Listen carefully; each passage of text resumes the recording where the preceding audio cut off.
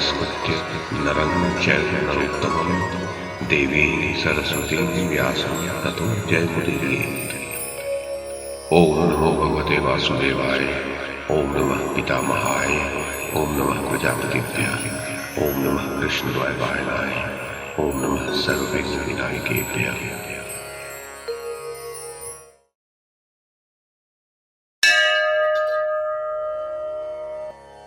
वैशंपायन जी कहते हैं, जन्मेजय, मुनिवर लोमश ने कहा, राजन, उद्दालक के पुत्र श्वेत केतु इस पृथ्वी भर में मंत्र शास्त्र में पारंगत समझे जाते थे। ये निरंतर फल फूलों से संपन्न रहने वाला आश्रम उन्हीं का है। आप इसके दर्शन कीजिए। इस आश्रम में महर्षि श्वेत केतु को मानवी के रूप में साक्षात सरस्वती देवी के दर्शन हुए थे। उद्दालक मुनि का कहोड़ नाम से प्रसिद्ध एक शिष्य था। उसने अपने गुरुदेव की बड़ी सेवा की। इससे प्रसन्न होकर उन्होंने बहुत जल्द सब वेद पढ़ा दिए और अपनी कन्या सुजाता भी उसे विवाह दी। कुछ काल बीतने पर सुजाता गर्भवती हुई। वह गर्भ अग्नि के समान तेजस्वी था। एक दिन कहोड़ वेद पाठ कर रहे थे। उस समय वह बोला, पिताजी, आप रात भर वेद पाठ करते हैं, किंतु वह त्रुटि रहित नहीं होता। शिष्यों के बीच में ही पुत्र के इस प्रकार आक्षेप करने से पिता को बहुत क्रोध हुआ और उन्होंने उस उदरस्थ बालक को शाप दे दिया कि तू पेट में से ही ऐसी टेढ़ी टेढ़ी बातें करता है, इसलिए 8 जगह से टेढ़ा उत्पन्न होगा। जब अष्टावक्र पेट में बढ़ने लगे तो सुजाता को बड़ी पीड़ा हुई और उसने एकांत में अपने धनहीन पति से धन लाने के लिए प्रार्थना की। कहोड़ धन लेने के लिए राजा जनक के पास गए, किंतु वहां वाद करने में कुशल बंदी ने उन्हें शास्त्रार्थ में हरा दिया और शास्त्रार्थ के नियम के अनुसार उन्हें जल में डुबो दिया गया। जब उद्दालक को यह समाचार विदित हुआ तब उन्होंने सुजाता के पास जाकर उसे सारी बातें सुना दी और कहा कि तू अष्टावक्र से इसके विषय में कुछ मत कहना। इसी से उत्पन्न होने के पश्चात अष्टावक्र को इसका कुछ पता न लगा। वे उद्दालक को ही अपना पिता समझते थे और उनके पुत्र श्वेत केतु को अपना भाई मानते थे। एक दिन जब अष्टावक्र की आयु 12 वर्ष की थी, वे उद्दालक की गोद में बैठे थे। उसी समय वहां श्वेत केतु आए और उन्हें पिता की गोद में से खींचकर कहा, ये गोदी तेरे पिता की नहीं है। श्वेत केतु की इस कटोक्ति से उनके चित्त पर बड़ी चोट लगी और उन्होंने घर जाकर अपनी माता से पूछा कि मेरे पिता कहाँ गए हैं। इससे सुजाता को बड़ी घबराहट हुई और उसने शाप के भय से सारी बातें बता दी। वह सब रहस्य सुनकर उन्होंने रात्रि के समय श्वेत केतु से मिलकर परामर्श किया कि हम दोनों राजा जनक के यज्ञ में चलें। वह यज्ञ बड़ा विचित्र सुना जाता है। वहां हम ब्राह्मणों के बड़े बड़े शास्त्रार्थ सुनेंगे। ऐसा परामर्श करके वे दोनों मामा भांजे राजा जनक के समृद्धि संपन्न यज्ञ के लिए चल दिए। यज्ञशाला के द्वार पर पहुंचकर जब वे भीतर जाने लगे तो उनसे द्वारपाल ने कहा, आप लोगों को प्रणाम है। हम तो आज्ञा का पालन करने वाले हैं। राजा के आदेशानुसार हमारा जो निवेदन है उस पर आप ध्यान दें। इस यज्ञशाला में बालकों को जाने की आज्ञा नहीं है। केवल वृद्ध और विद्वान ब्राह्मण ही इसमें प्रवेश कर सकते हैं। तब अष्टावक्र ने कहा, द्वारपाल, मनुष्य अधिक वर्षों की उम्र होने से, बाल पक जाने से, धन से अथवा अधिक कुटुंब से बड़ा नहीं माना जाता। ब्राह्मणों में तो वही बड़ा है जो वेदों का वक्ता हो। ऋषियों ने ऐसा ही नियम बताया है। मैं इस राजसभा में बंदी से मिलना चाहता हूं। तुम मेरी ओर से यह सूचना महाराज को दे दो। आज तुम हमें विद्वानों के साथ शास्त्रार्थ करते देखोगे और वाद बढ़ जाने पर बंदी को परास्त हुआ पाओगे। द्वारपाल बोला, अच्छा, मैं किसी उपाय से आपको सभा में ले जाने का प्रयत्न करता हूं, किंतु वहां जाकर आपको विद्वानों के योग्य काम करके दिखाना चाहिए। ऐसा कहकर द्वारपाल उन्हें राजा के पास ले गया। वहां अष्टावक्र ने कहा, राजन, आप जनक वंश में प्रधान स्थान रखते हैं और चक्रवर्ती राजा हैं। मैंने सुना है आपके यहाँ बंदी नाम का कोई विद्वान है। वह ब्राह्मणों को शास्त्रार्थ में परास्त कर देता है और फिर आप ही के आदमियों से उन्हें जल में डलवा देता है। यह बात ब्राह्मणों के मुख से सुनकर मैं अद्वैत ब्रह्म विषय पर उससे शास्त्रार्थ करने आया हूं। वो बंदी कहाँ है? मैं उससे मिलूंगा। राजा जनक ने कहा, बंदी का प्रभाव बहुत से वेदवेत्ता ब्राह्मण देख चुके हैं। तुम उसकी शक्ति को न समझकर ही उससे जीतने की आशा कर रहे हो। पहले कितने ही ब्राह्मण आए, किंतु सूर्य के आगे जैसे तारे फीके पड़ जाते हैं, उसी प्रकार वे सभी उसके सामने हतप्रभ हो गए। इस पर अष्टावक्र ने कहा, मेरे जैसों से पाला नहीं पड़ा, इसी से वह सिंह के समान निर्भय होकर बातें करता है। किंतु अब मुझसे परास्त होकर वह उसी प्रकार मूक हो जाएगा जैसे रास्ते में टूटा हुआ रथ जहां का तहां पड़ा रहता है। तब राजा जनक ने अष्टावक्र की परीक्षा लेने के विचार से कहा, जो पुरुष 30 अवयव, 12 अंश, 24 पर्व और 360 अरों वाले पदार्थ को जानता है, वह बड़ा विद्वान है। ये सुनकर अष्टावक्र बोले, जिसमें पक्ष रूप 24 पर्व, ऋतु रूप 6 नाभि, मास रूप 12 अंश और दिन रूप 360 अरे हैं, वह निरंतर घूमने वाला संवत्सर रूप कालचक्र आपकी रक्षा करे। ऐसा यथार्थ उत्तर सुनकर राजा जनक ने ये प्रश्न किए, सोने के समय कौन नेत्र नहीं मूंदता? जन्म लेने के बाद किसमें गति नहीं होती? हृदय किसमें नहीं है? और वेग से कौन बढ़ता है? अष्टावक्र ने कहा, मछली सोने के समय नेत्र नहीं मूंदती, अंडा उत्पन्न होने पर चेष्टा नहीं करता, पत्थर में हृदय नहीं है और नदी वेग से बढ़ती है। ये सुनकर राजा ने कहा, आप तो देवताओं के समान प्रभाव वाले हैं, मैं आपको मनुष्य नहीं समझता, आप बालक भी नहीं हैं, मैं तो आपको वृद्ध ही मानता हूं। वाद विवाद करने में आपके समान कोई नहीं है, इसलिए मैं आपको मंडप का द्वार सौंपता हूं और यही वह बंदी है। तब अष्टावक्र ने बंदी की ओर घूमकर कहा, अपने आप को अतिवादी मानने वाले बंदी, तुमने हारने वालों को जल में डुबोने का नियम कर रखा है, किंतु मेरे सामने तुम बोल नहीं सकोगे। जैसे प्रलयकालीन अग्नि के निकट नदी का प्रवाह सूख जाता है, उसी प्रकार मेरे सामने तुम्हारी वाद शक्ति नष्ट हो जाएगी। अब तुम मेरे प्रश्नों का उत्तर दो और मैं तुम्हारी बातों का उत्तर देता हूं। महाराज, जब भरी सभा में अष्टावक्र ने क्रोध के साथ गरज कर इस प्रकार ललकारा, तब बंदी ने कहा, अष्टावक्र, एक ही अग्नि अनेक प्रकार से प्रकाशित होती है, एक ही सूर्य इस संपूर्ण जगत को प्रकाशित करता है, शत्रुओं का नाश करने वाला देवराज इंद्र एक ही वीर है तथा पितरों का स्वामी यमराज भी एक ही है। अष्टावक्र ने कहा, जो दो मित्रों की भांति सदा विचरते हैं, वे इंद्र और अग्नि दो देवता हैं। परस्पर मित्र भाव रखने वाले देवर्षि नारद और पर्वत भी दो ही हैं। अश्विनी कुमारों की भी संख्या दो ही है, रथ के पहिए भी दो ही होते हैं तथा विधाता ने एक दूसरे के जीवन संगी के रूप में पति और पत्नी भी दो ही बनाए हैं। बंदी ने कहा, यह संपूर्ण प्रजा कर्मवश देवता, मनुष्य और तिर्यक रूप 3 प्रकार का जन्म धारण करती है। ऋक्, साम और यजु, ये 3 वेद ही परस्पर संयुक्त हो वाजपेयी आदि यज्ञ कर्मों का निर्वाह करते हैं। अधर्वी लोग भी प्रातः सवन, मध्याह्न सवन और सायं सवन के भेद से 3 सवनों का ही अनुष्ठान करते हैं।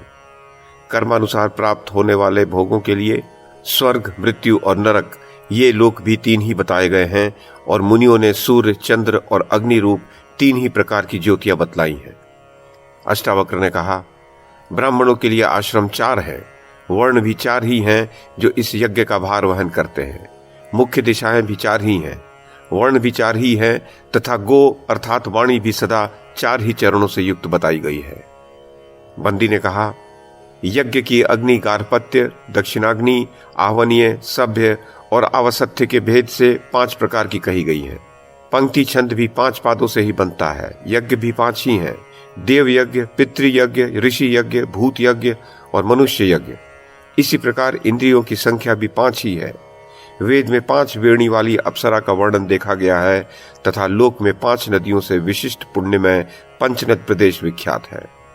अष्टावक्र ने कहा, कुछ विद्वानों का मत है कि अग्नि की स्थापना के समय दक्षिणा में 6 गौ ही देनी चाहिए। 6 ऋतुएं ही संवत्सर रूप काल चक्र की सिद्धि करती हैं। मन सहित ज्ञानेंद्रियां भी 6 ही हैं। कृतिकाओं की संख्या 6 ही है तथा संपूर्ण वेदों में साध्यस्क नामक यज्ञ भी 6 ही देखे गए हैं। बंदी ने कहा, ग्राम्य पशु 7 होते हैं, जंगली पशु भी 7 होते हैं। गायत्री, उष्णिक, अनुष्टुप, बृहति, पंक्ति, त्रिटुप और जगति, ये 7 ही छंद एक एक यज्ञ का निर्वाह करते हैं। सप्तर्षि नाम से प्रसिद्ध ऋषियों की संख्या भी 7 ही है तथा वीणा के भी 7 ही तार विख्यात हैं। अष्टावक्र बोले, तराजू में लगी हुई सन की डोरियां 8 होती हैं जो सैकड़ों का तौल करती हैं। सिंह को मार गिराने वाले शरभ के 8 पैर होते हैं। देवताओं में वसुओं की संख्या 8 ही सुनी गई है और संपूर्ण यज्ञों में 8 कोण के ही यूप का निर्माण किया जाता है। बंदी ने कहा, पितृयज्ञ में समाधि देकर अग्नि को उद्दीप्त करने के लिए जो मंत्र पढ़े जाते हैं उन्हें सामिधेनी ऋचा कहते हैं। उनकी संख्या 9 बताई गई है। ये जो नाना प्रकार की सृष्टि दिखाई देती है, इसमें प्रकृति, पुरुष, महतत्व, अहंकार तथा पंच तन्मात्रा, इन 9 पदार्थों का संयोग कारण है, ऐसा विज्ञ पुरुषों का कथन है। बृहति छंद के प्रत्येक चरण में 9 अक्षर बताए गए हैं और 1 से लेकर 9 अंकों का योग ही सदा गणना के उपयोग में आता है। अष्टावक्र ने कहा, पुरुष के लिए संसार में 10 दिशाएं बताई गई हैं। 10 मिलकर ही पूरा 1 सहस्त्र कहा जाता है। गर्भवती स्त्रियां 10 मास तक गर्भ धारण करती हैं। निंदक भी 10 होते हैं। शरीर की अवस्थाएं भी 10 हैं तथा पूजनीय पुरुष भी 10 ही बताए गए हैं। बंदी ने कहा, प्राणधारी जीवों के लिए 11 विषय हैं। उन्हें प्रकाशित करने वाली इंद्रियां 11 हैं। यज्ञ याग आदि में यूप भी 11 ही होते हैं। प्राणियों के विकार भी 11 हैं तथा स्वर्गीय देवताओं में जो रुद्र कहलाते हैं उनकी संख्या भी 11 ही है। अष्टावक्र बोले, 1 संवत्सर में 12 महीने बताए गए हैं। जगती छंद का प्रत्येक पाद 12 अक्षरों का होता है। प्राकृत यज्ञ 12 दिनों का माना गया है तथा ज्ञानी पुरुष 12 आदित्यों का वर्णन करते हैं। बंदी ने कहा, त्रयोदशी तिथि उत्तम बताई गई है तथा यह पृथ्वी 13 द्वीपों से युक्त है।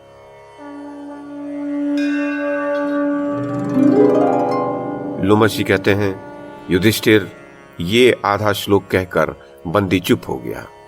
तब शेष आधे श्लोक की पूर्ति अष्टावक्र ने की। वे बोले, केशी नामक दानव ने भगवान विष्णु के साथ 13 दिनों तक युद्ध किया था। वेद में जो अतिशब्द विशिष्ट छंद बताए गए हैं उनका एक एक पाद 13 आदि अक्षरों से संपन्न होता है।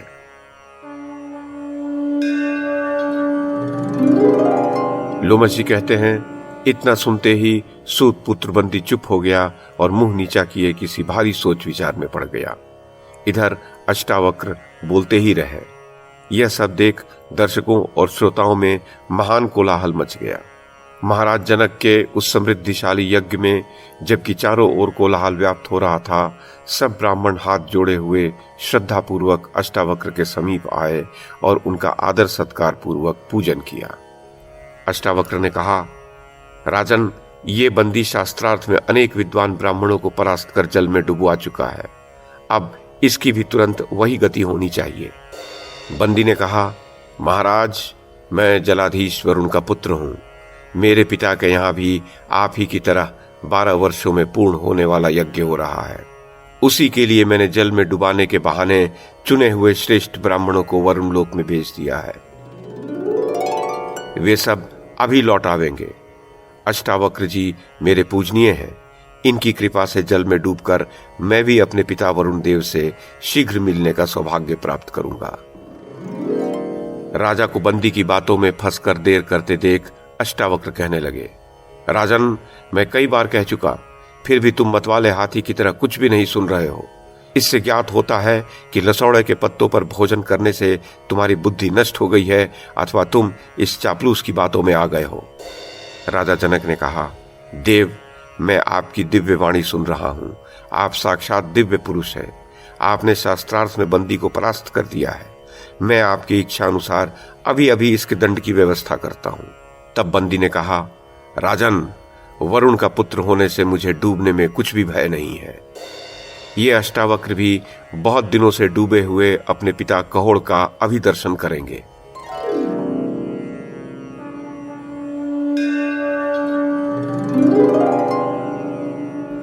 वैशंपायन जी कहते हैं, जनमेजय, लोमशी ने आगे कहा, सभा में इस प्रकार बातचीत हो ही रही थी कि समुद्र में डुबाए हुए सभी ब्राह्मण वरुण देव से सम्मानित होकर जल से बाहर निकल आए और राजा जनक की सभा में आ पहुंचे। उनमें से कहोड़ ने कहा, मनुष्य ऐसे ही कामों के लिए पुत्रों की कामना करते हैं। जिस काम को मैं नहीं कर सका था वही मेरे पुत्र ने करके दिखा दिया। राजन, कभी कभी दुर्बल मनुष्य के भी बलवान और मूर्ख के भी विद्वान पुत्र उत्पन्न हो जाता है।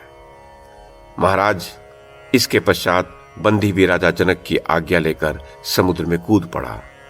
तदनंतर ब्राह्मणों ने अष्टावक्र की पूजा की और अष्टावक्र ने अपने पिता का पूजन किया। फिर अपने मामा श्वेत केतु सहित वे अपने आश्रम को चले। वहां पहुंचकर कहोड़ ने अष्टावक्र से कहा, तुम इस समंगा नदी में प्रवेश करो। बस अष्टावक्र ने जैसे ही उसमें डुबकी लगाई कि उनके सारे टेढ़े अंग सीधे हो गए। उनके संसर्ग से ये नदी भी पवित्र हो गई। जो पुरुष इस नदी में स्नान करता है वह सब पापों से मुक्त हो जाता है। राजन, तुम भी द्रौपदी और भाइयों सहित स्नान और आचमन करने के लिए इसमें प्रवेश करो।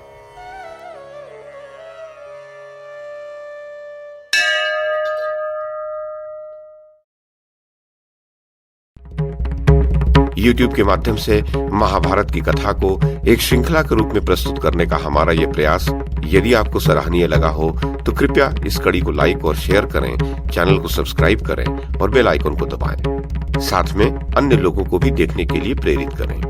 धन्यवाद और नमस्कार।